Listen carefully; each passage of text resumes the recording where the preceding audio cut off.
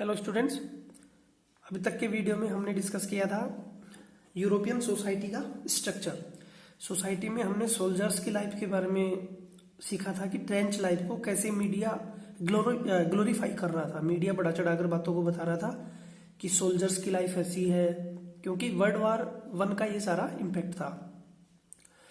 तो ये चीज़ें हमने डिस्कस कर ली थी। सोल्जर की लाइफ को जो ग्लोरीफाई कर रहे थे, लेकिन रियलिटी कैसी थी? माइजरेबल कंडीशन थी।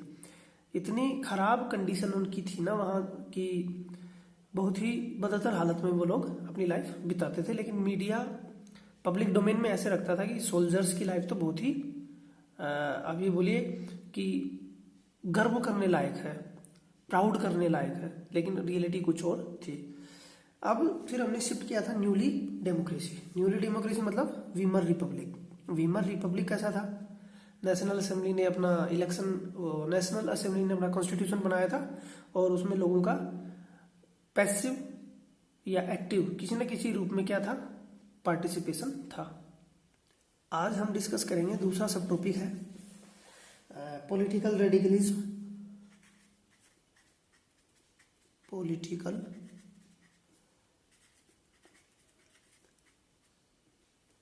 Radicalism and economic crisis.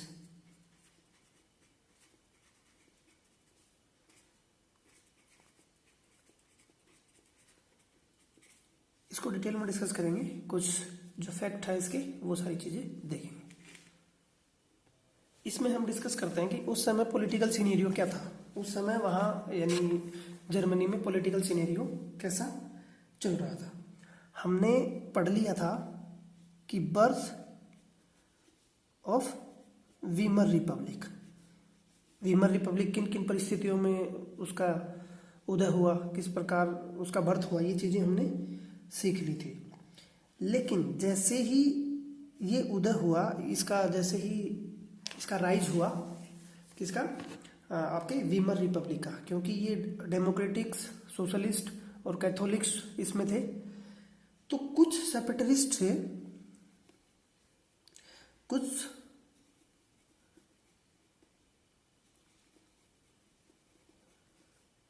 Separatist यानी जो अलगाववादी नेता थे, जो कि इसको फेवर नहीं करते थे। वो उनकी कुछ डिमांड अलग थी। अब इनकी डिमांड क्या थी? इनमें किस प्रकार के लोग थे? ये सेपरेटिस्ट लीग थी, है ना। इनकी डिमांड थी कि हमें डेमोक्रेटिक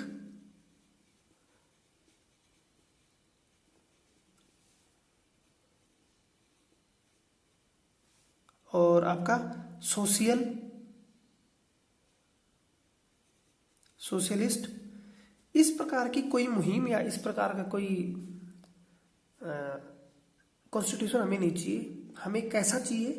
क्योंकि इस तरह के जो लोग थे ना, वो ज़्यादा इंस्पायर थे बोल्शेविक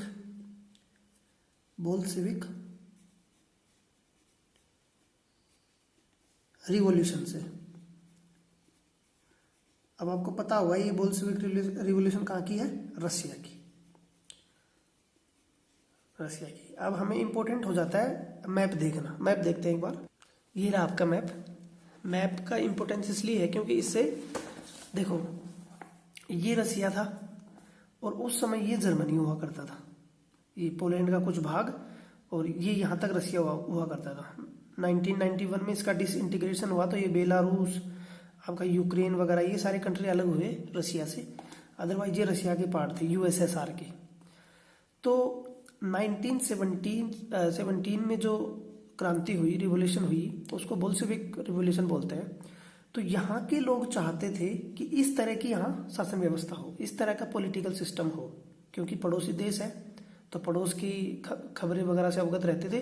तो ये यहाँ का सारी चीज़ें यहाँ इम्प्लीमेंट करना चाहते थे। तो आप इसको बिल्कुल मैप में देखेंगे तो पेरिस या फ्रांस, जर्मनी, पोलैंड, बेलारूस और रूस। पहले ये पूरा रूस का पार्ट हुआ करता था और ये पोलैंड का थोड़ा सा हिस्सा लगता था, बाकी जर्मनी हुआ करता था। तो ये हमने इसमें डिस्कस किया।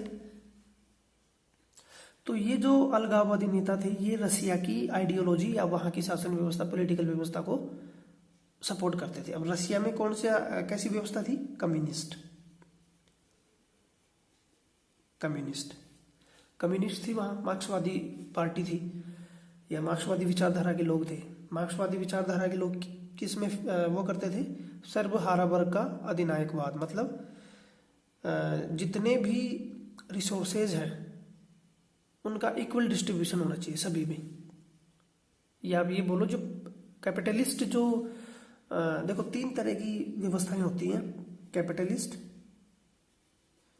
दूसरा आपका सोशलिस्ट और तीसरा आपका कम्युनिस्ट। क्योंकि आप ये समझना जरूरी हो गया, कैपिटलिस्ट में क्या होता है, मार्केट इकोनॉमी को वो दिया जाता है, मार्केट वैल्यू होती है इसमें। इसमें क्या होता है कैपिटलिस्ट में कि प्रोडक्शन किस प्रकार से होगा, किसी देश की इकोनॉमिक व्यवस्था कैसे चलेगी, ये पूरी तरह से मार्केट पे छोड़ दी जाती है। इसमें क्या है कि बड़े बड़े कॉरपोरेट्स, बड़ी बड़ी फैक्ट्रियों के मालिक वो अपने हिसाब से तय करते हैं कि किस चीज का प्रोडक्शन होगा और कैसे इस पर्टिकुलर देश की शासन व्यवस्था चलेगी। कम्युनिस्ट में क्या होता है, कम्युनिस्ट में जितने भी रिसोर्सेज होते हैं उन सब पे अधिकार होता है गवर्नमेंट का, और गवर्नमेंट डिसाइड करती है कि किस तरह की पॉलिसी बनेगी, किन किन चीज़ों का प्रोडक्शन होगा, और सारा जो अधिकार है वो गवर्नमेंट के पास होता है। और गवर्नमेंट ज़्यादा से ज़्यादा काम करती है सोशल वेलफेयर में, यानी गवर्नमेंट इसमें सोशल वेलफेयर करती है, इसमें मार्केट के ऊपर कुछ नहीं छोड़ा जाता। सोशल या भी बोलो सोशलिस्टिक जो व्यवस्था है ये इन दोनों के बीच का बैलेंस है, जो कि हमारे इंडिया में हम देखते हैं। इसमें देखो जरूरत की कुछ चीजें मार्केट करेगी और अधिकतर चीजों पे कंट्रोल रहेगा गवर्नमेंट का, तो ये बीच की व्यवस्था होती है। अब यहाँ जर्मनी में ये व्यवस्था थी, कैपिटलिस्ट नहीं थी पूरी तरह से, जैसा कि यूएसए, यूके, ऑस्ट्रेलिया यहाँ है कम्युनिस्ट कंट्री। आज के देश में हम देखें तो आपके देखो चाइना, रसिया, क्यूबा और आपका नॉर्थ कोरिया, ये सारे कैसे कंट्री हैं? कम्युनिस्ट। और सोशलिस्ट कंट्री जैसे हमारा इंडिया। तो ये चाहते थे कि यहाँ ये व्यवस्था ना होकर ये व्यवस्था हो, क्योंकि हाल ही के कुछ दिनों पहले 1917 में वहाँ ये जब जार का तख्ता पलट कर दिया था वहाँ की पॉपुलेशन ने, जनता ने 1917 में, तो वहाँ से फिर डेवलपमेंट शुरू हो गया था और रसिया ने बहुत बुलंदियों तक डेवलपमेंट कर लिया था। इसलिए ये लोग जो थे सेपरेटिस्ट, ये मांग करते थे कि सोशलिस्ट, कैथोलिक और डेमोक्रेटिक व्यवस्था न होकर हमारे यहाँ कैसी हो, कम्युनिस्ट। और रसिया भी चाहता था कि उसके पड़ोसी देशों में ऐसी व्यवस्था बढ़े ताकि उसकी क्या हो, उसका प्रभाव बढ़े, उसकी मेजोरिटी बढ़े। तो रसिया ने भी बैकडोर से जो अलगाववादी नेता थे उनको सपोर्ट करना शुरू कर दिया। लेकिन क्योंकि उस समय पावर किसके पास थी? वीमर रिपब्लिक के पास। वीमर रिपब्लिक ने अपनी आर्मी या अपनी कोर्प्स जो थी उसकी सहायता से इनका जो विद्रोह था, इनकी जो रिवॉल्यूशन थी, उसको क्या कर दिया? सप्रेस कर दिया। इसको क्या कर दिया? सप्रेस कर दिया या क्रैश कर दिया। उस समय इनकी जो आर्मी थी उसको बोला जाता था फ्री कोर्प। तो अल्टीमेटली डेमोक्रेसी क्या हो गई? सरवाइव हो गई। अब 3 प्रकार के या अलग अलग आइडियोलॉजी के लोग थे, जैसे सोशलिस्ट थे आपके प्लस में थे डेमोक्रेट्स,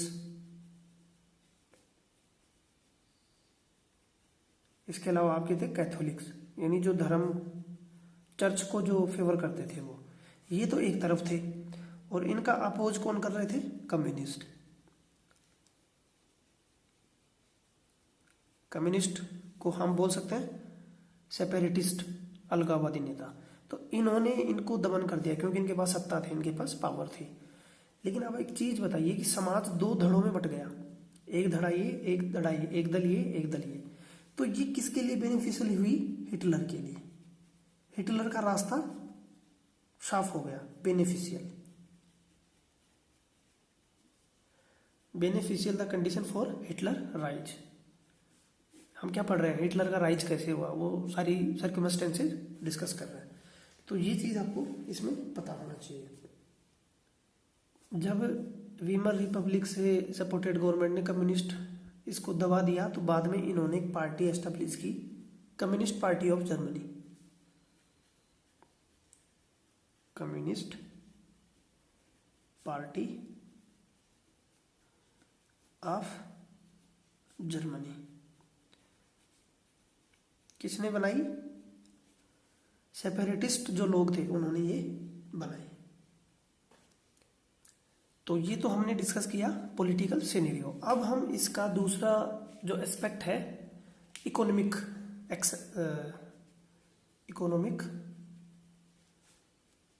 एस्पेक्ट, ये डिस्कस करेंगे। हुआ क्या कि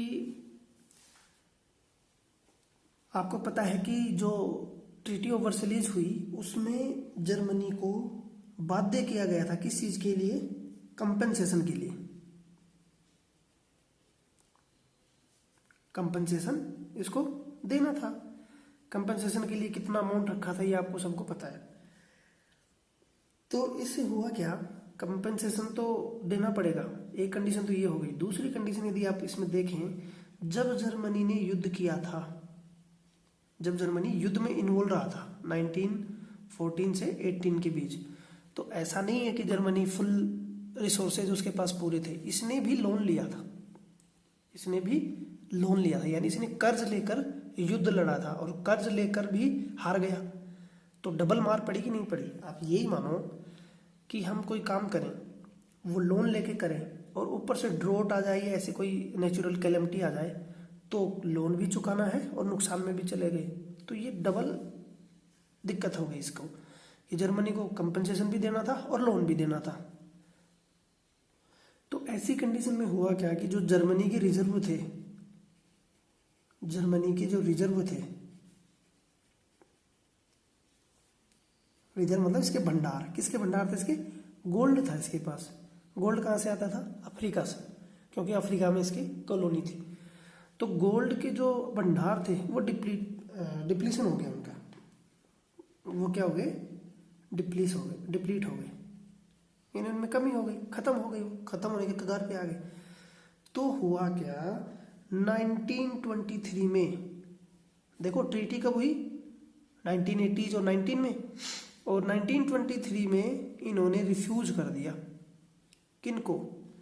जिन कंट्रियों से इनकी शर्त हुई थी, जिनको कंपनसेशन देना था, उनको मना कर दिया कि हम किसी प्रकार का रिफ्यूज टू पे any kind of compensation amount. तो ये तो फ्रांस के लिए बहुत बड़ी दिक्कत हो गई, फ्रांस और यूके को तकलीफ होगी ना, क्योंकि ज़्यादा दिक्कत उन्हीं को होगी। तो बदले में फ्रांस ने क्या किया? फ्रांस ने कर लिया, फ्रांस ऑक्यूपाइड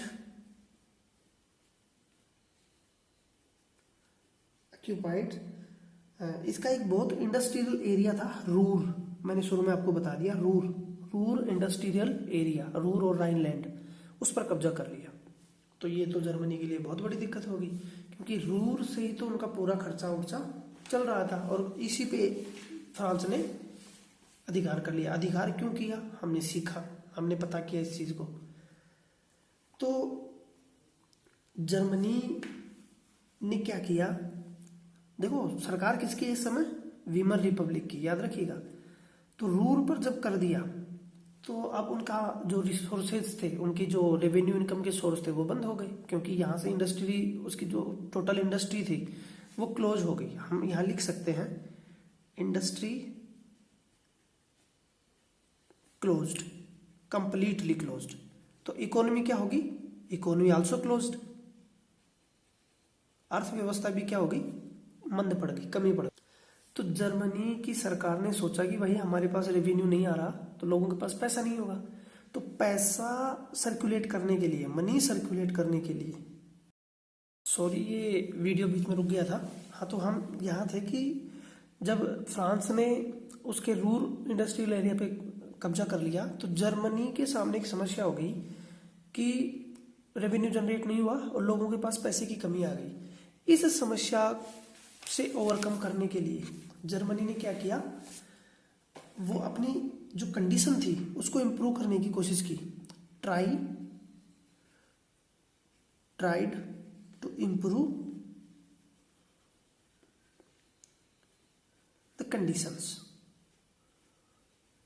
कैसे होंगी कंडीशंस इम्प्रूव? भाई सारे उद्योग धंधे सब बंद हो गए, कामकाज सब चला गया, तो पैसे कैसे आएंगे लोगों के पास? तो इन्होंने क्या किया, प्रिंटिंग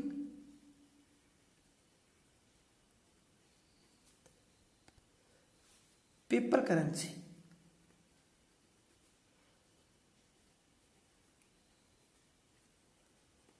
हाँ, यानी किसी भी कंट्री के पास ये पावर होता है कि उसका जो सेंट्रल बैंक है वो क्या कर सकता है, पेपर करेंसी कितनी भी छाप सकता है। देखो जैसे हमारे कंट्री में यदि कोई दिक्कत होगी, पैसा ना हो, सारे उद्योग धंधे कम हो जाएं और सरकार ये चाहेगी लोगों की जेब में पैसा जाए, तो इसके लिए क्या करेगी सरकार, प्रिंटिंग पेपर करेंसी, यानी नोट छाप देगी अंधाधुंध तरीके से, रेकलेसली। आप इसमें जोड़ सकते हैं, इन्होंने भी रेकलेसली क्या किया, पैसा छापा, रेकलेसली, अंधाधुंध तरीके से। तो अब जरा एक चीज बताइए मुझे, बेसिक सी चीज है कि किसी कंट्री में यदि करेंसी का सर्कुलेशन ज्यादा होगा, अंधाधुंध तरीके से छाप दिए जाएंगे, लोगों के पास में पैसे आ जाएंगे, तो क्या उस चीज की वैल्यू रहेगी? अब जरा इमेजिन कीजिए कि ठीक है आपने रेकलेसली पैसा छाप दिया, बहुत मार्केट में पैसा उतार दिया, करेंसी उतार दी, लेकिन उस पैसे की जो वैल्यू है, उस करेंसी की जो वैल्यू है वो डिप्रिसिएट हो गई, कम हो गई। तो depreciate the value of the currency. इसका रिजल्ट क्या होगा, जब बहुत सारी करेंसी सर्कुलेशन में होगी, हम लिख सकते हैं too much printed money in circulation, तो होगा क्या, the value of German currency को बोला जाता है मार्क, जर्मन मार्क, ये फॉल हो गई, ये क्या होगी, कम हो गई। मतलब जैसे हमारी कंट्री में ज्यादा पैसा छाप देंगे तो जो विदेशी की मुद्रा रहेगी उसकी तुलना में हमारी कंपनी, हमारी जो नोट जो है, हमारी जो करेंसी है उसकी वैल्यू कम हो जाएगी। और ऐसा ही वहां हुआ, बताया गया है, आपकी बुक में भी दिया है कि अप्रैल कब, 1923 में, अप्रैल में क्या हुआ, $1 की कीमत थी 24,000 मार्क। कितने थे, 24,000 मार्क। वहीं ये मई में हो गए 3,53,000, जून में हो गए लगभग, अगस्त में हो गए लगभग 46,21,000, यानी $1 की कीमत इतने मार्क। सोचो कितनी डिप्रिशिएट हो गई है वैल्यू। और दिसंबर जाते जाते ये हो गई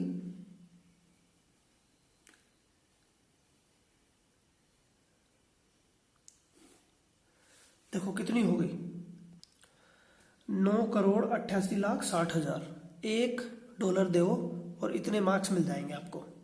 तो इतने, जब इतनी मनी लेके आओगे आप, तो सोचो कितने बैग भर के लेके आने पड़ेंगे आपको।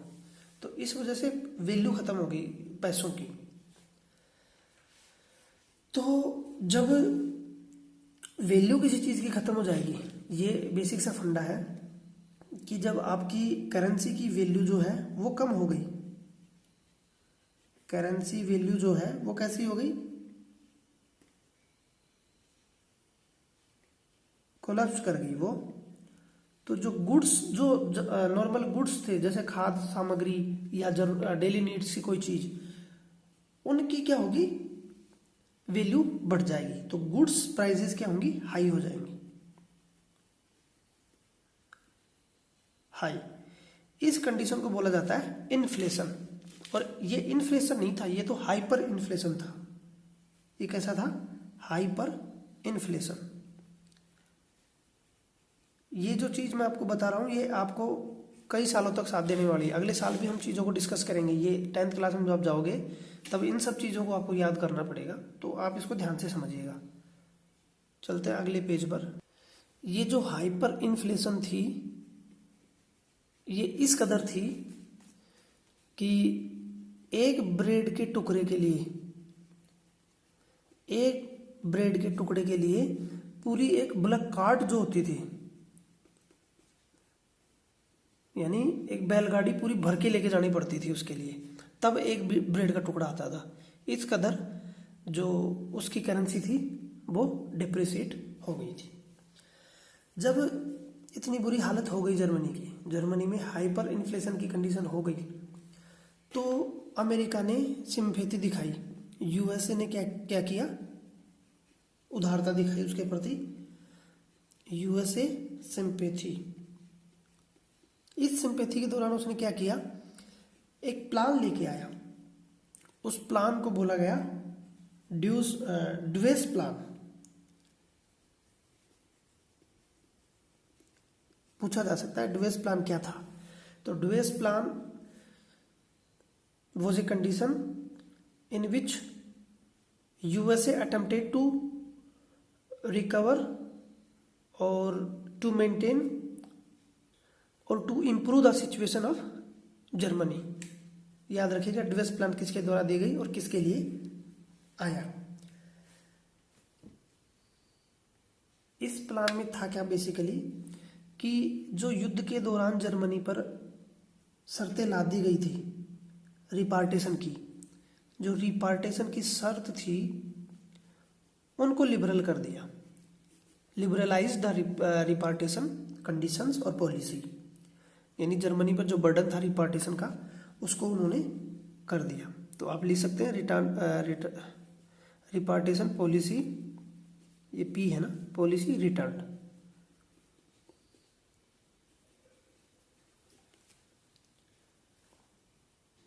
हालांकि यूएसए ठीक काम कर रहा था, लेकिन उसी समय लगभग इसके 1-2 साल बाद में 1920s में, याद रखिएगा, ग्रेट डिप्रेशन आया।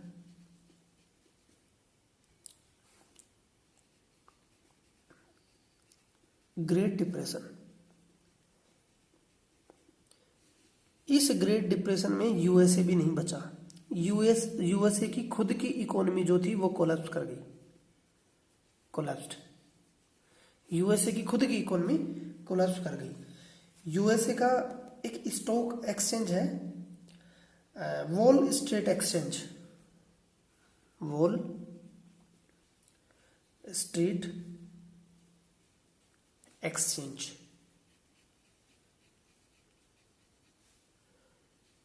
ये एक तरह से उनका क्या है, स्टॉक एक्सचेंज है। स्टॉक एक्सचेंज जैसे हमारे यहाँ आपने सुना होगा बॉम्बे स्टॉक एक्सचेंज, निफ्टी, ये सब जो है ये स्टॉक एक्सचेंज होते हैं। वो कोलैप्स कर गया, वहाँ की इकोनॉमी भी धराशायी हो गई। अब जरा बताओ, जो खुद के घर में लाले पड़ रहे हैं तो दूसरे को कहाँ से सहायता देगा। तो ये कुल मिला के जर्मनी की किस्मत खराब थी। अब जब यूएसए की हालत खराब हो गई तो उसने उसको सहारा देना बंद कर दिया।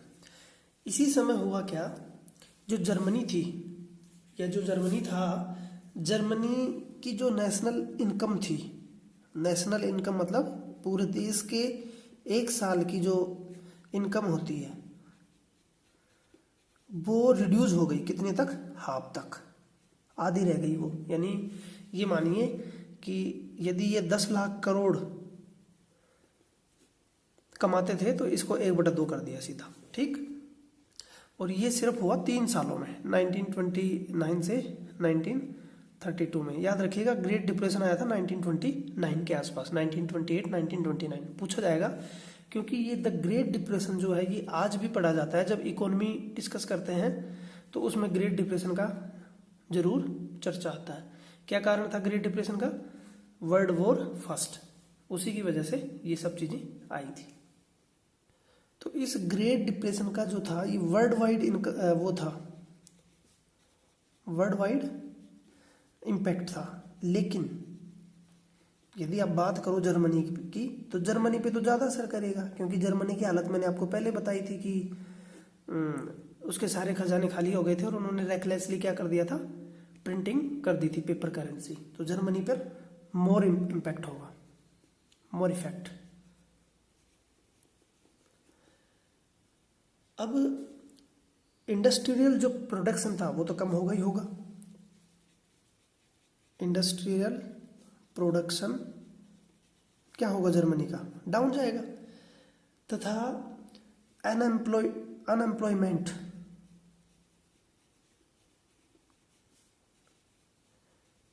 क्या होगा, बढ़ेगा। जब आदमी अनएम्प्लॉयड होंगे तो क्राइम एक्टिविटी कम होगी कि ज़्यादा होंगी, ये भी बढ़ेंगी। ये आप सोसाइटी से जोड़ सकते हैं, सभी सोसाइटी में ऐसा ही होता है। तो ये क्राइम रेट भी बढ़ गई। अब इससे होगा क्या कि जो वीमर रिपब्लिक था उस समय व्यवस्था किसके पास थी, सरकार की, क्योंकि लोग किसको दोष देते हैं, सरकार को। इसकी जो क्रेडिबिलिटी थी, इसका जो कॉन्फिडेंस था लोगों में वो डाउन हो गया। तो जब ये डाउन होगा तो फिर ये फेवरेबल कंडीशन बनी किसके लिए, हिटलर के लिए। ये सारी जो कंडीशन थी ये हिटलर के राइज के लिए प्लस ही प्लस हो गया, प्लस पॉइंट बन गई। देखो किस तरह से हिटलर राइज कर रहा है, उसके लिए किस तरह की सिचुएशन बन रही है, वो सब चीज़ें हमें तो पता होनी चाहिए। हिटलर के राइज को जब हम एक्सप्लेन करेंगे तो ये सारी चीज़ें उसमें लिखी जाती हैं। 1932 तक आते आते जर्मनी की जो इकोनॉमिक कंडीशन थी वो वर्स्ट हो चुकी, बिल्कुल खत्म हो चुकी थी, बिल्कुल खराब हो चुकी थी। किसके कारण, द ग्रेट डिप्रेशन के कारण। तो वर्कर्स जो थे उन्होंने अपनी जॉब्स खो दी, और या तो उन्होंने अपनी जॉब खो दी या फिर क्या होगा, वर्कर्स जो हैं वो अपनी जॉब्स खो चुके थे, वर्कर्स जॉब्स जा चुकी थी। और इसके अलावा जो यदि किसी की जॉब नहीं भी गई होगी तो वेजेस में बहुत बड़ी कटौती कर दी गई। फाइनेंशियल इमरजेंसी जब लगती है तो जॉब भी चले जाते हैं, जॉब नहीं जाते हैं, यदि कोई जॉब करता है तो उसकी तनख्वाह कम कर देते हैं या आधी कर देते हैं। तो उस समय ये आंकड़ा है, हालांकि याद रखने की जरूरत नहीं है, 6 मिलियन लोग, 1 मिलियन में 10 लाख होते हैं तो 60 लाख लोग अनएम्प्लॉयड हो गए।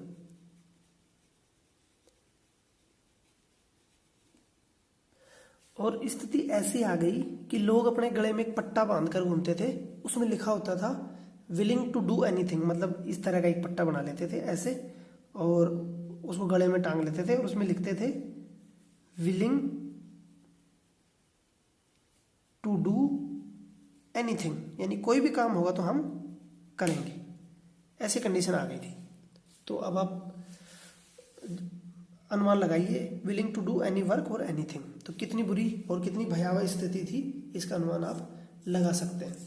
अब लोग जब खाली हो गए तो यूथ लोग जो थे वो क्या करते थे, दिन भर क्या करेंगे, या तो क्राइम एक्टिविटी में जाएंगे या फिर फालतू टाइम पास की एक्टिविटी क्या हो सकती है, प्लेइंग कार्ड्स, ताश पत्ते खेलना शुरू कर दिया उन्होंने, प्लेइंग कार्ड्स, और सारी ऐसी एक्टिविटी जो अनप्रोडक्टिव थी। तो आप प्लेइंग कार्ड्स की जगह आप यूज करें अनप्रोडक्टिव एक्टिविटी में वो इन्वॉल्व हो गए। गली चौराहे नुक्कड़ पर ये सब चीज़ें देखने को मिलने लगी थी, और जहाँ लोग काम के लिए लाइन लगाते थे वहाँ लाइन भरी पड़ी रहती थी, लाइन टूटती नहीं थी, इस तरह हालत हो गई थी। क्रिमिनल एक्टिविटी शुरू हो गई, क्रिमिनल एक्टिविटीज शुरू हो गई, स्टार्टेड।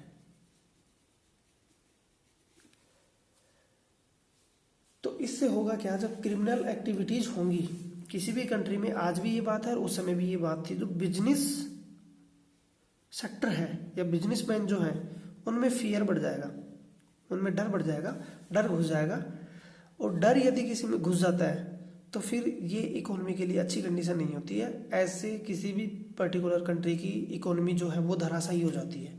इसीलिए तो सिक्योरिटी और सेफ्टी का कंसर्न सबसे पहले पूछा जाता है। जिस कंट्री में सेफ्टी और सिक्योरिटी के मेजर्स अच्छे होते हैं वहाँ इकोनॉमी बढ़ती है, क्योंकि बड़ी बड़ी कंपनियां दूसरी कंपनियां आकर अपना काम करेंगी, प्रोडक्शन से रिलेटेड उनको कोई दिक्कत नहीं होगी, सिक्योरिटी का उनको एहसास होगा। लेकिन यहाँ तो स्थिति बिल्कुल उलट हो रही थी, तो जर्मनी को सब चीज़ें इसमें जोड़ते चले गए। अब जरा किसान पर आ जाओ आप। पीजेंट्री जो थे, पीजेंट्री भी अफेक्टेड हुई, क्योंकि पीजेंट्री कैसे बचेंगे। हालांकि पीजेंट्री के लिए एक प्लस पॉइंट ये था क्योंकि ये प्रोडक्शन करते थे किन चीज़ों का, खाने की चीज़ों का, और खाने की चीज़ों की तो वैल्यू बढ़ी थी, क्योंकि पैसों की वैल्यू नहीं थी, खाने की चीज़ों की वो थी। लेकिन फिर भी कुछ समय बाद में एग्रीकल्चरल जो प्रोडक्ट थे, एग्री प्रोडक्ट, उनकी जो कीमत है वो शार्प डिक्लाइन हुई, शार्पली क्या हुई, फॉल हुई prices sharply falls of agricultural production. अब वुमेन की बात कर लो, क्योंकि हम सोशल स्टडी पढ़ रहे हैं। सोशल स्टडी में बहुत सारे फैक्टर हम पढ़ते हैं जो एक सोसाइटी को प्रभावित करते हैं। तो वुमेन भी हम कैसे बच सकते हैं, वुमेन के लिए भी हमें पढ़ना पड़ेगा। वुमेन की क्या हालत रही उस समय। वुमेन की ये हालत थी कि वुमेन उस समय काम करती थी घर पर, हाउस में, घर पर रहकर। तो उनके पास इतने रिसोर्सेज नहीं थे कि वो अपने बच्चों का पेट भी ढंग से भर सके। यानी womens were unable to fill their childrens stomach, यानी वो उनके बच्चों के पेट भी नहीं पाल सकते थे। पॉलिटिकली वीमर जो रिपब्लिक है उसने अपना कॉन्फिडेंस खोना शुरू कर दिया। ये वुमेन का पता लग गया, वीमर रिपब्लिक कॉन्फिडेंस क्या होगा, डाउन होगा। इसने अपना कॉन्फिडेंस खोना शुरू कर दिया। इसके अलावा जो वीमर रिपब्लिक की सभाएं होती थी या असेंबली होती थी उसमें भी कमी आ गई। सिर्फ वो 20 डेज मिले पूरी साल भर में। एवरेज बोला जाता है कि पूरी साल भर में वो मुश्किल से 20 बार उनकी जो कैबिनेट थी उसकी मीटिंग हुई। तो जब स्थिति बिल्कुल हाथ से गुजरने लगी तो वहाँ का एक आर्टिकल है, आर्टिकल 48, इसमें है इमरजेंसी प्रोविजंस। इमरजेंसी प्रोविजंस हमारे संविधान में ये प्रोविजंस भी वहीं से लिए गए हैं।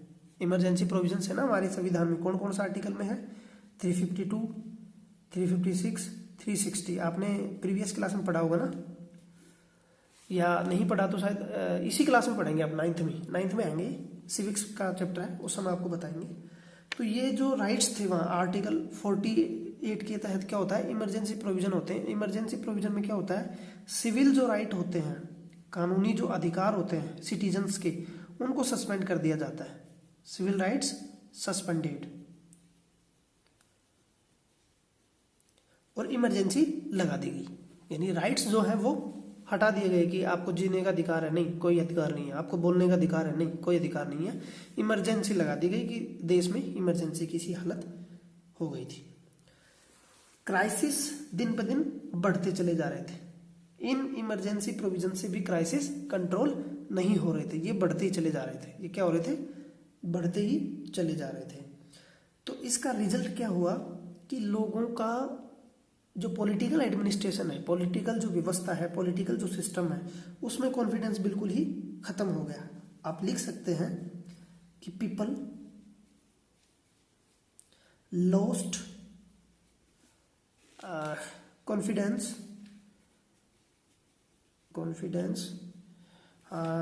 इन द, आप बोले वीमर रिपब्लिक या फिर लिखो आप डेमोक्रेटिक, क्योंकि डेमोक्रेटिक जो पार्लियामेंट्री सिस्टम था वो क्या था, पार्लियामेंट्री सिस्टम, यानी प्रजातांत्रिक संसदीय व्यवस्था जो थी उसमें सब लोगों का विश्वास नहीं रहा कि इस देश की सरकार कुछ नहीं कर पाई। आज भी ऐसा ही होता है, यदि किसी कंट्री की हालत या किसी कंट्री की इकोनॉमिक कंडीशन या वहाँ की सामाजिक व्यवस्था खराब होती है तो लोग वहाँ की सरकार या उसकी सरकार की आइडियोलॉजी को ब्लेम करते हैं। जैसे दो पार्टी होती है, एक पार्टी का शासन है, उसके शासन में यदि शासन व्यवस्था, जैसे मानो आलू प्याज की कीमत ज़्यादा हो गई तो अगले चुनाव में उस सरकार को हटा देते हैं। तो यहाँ तो बहुत ही बुरी हालत हो गई थी। तो लोगों ने जो डेमोक्रेटिक पार्लियामेंट्री सिस्टम था उसको ब्लेम किया कि ये सारी चीज़ें इसकी वजह से हैं। और ये सारी जो चीज़ें हैं जो मैंने आपको बताई, ये सारी फेवरेबल कंडीशन किसके लिए साबित हुई? हिटलर जी के लिए। तो इसके बाद में हम आगे पढ़ेंगे राइज ऑफ हिटलर। आज के इस वीडियो में इतना ही। आपको मैंने सिर्फ ग्राउंड बताया हिटलर के राइज होने का, तो आप इसको अच्छे से समझिएगा और इसके नोट्स बनाइएगा। Thank you very much.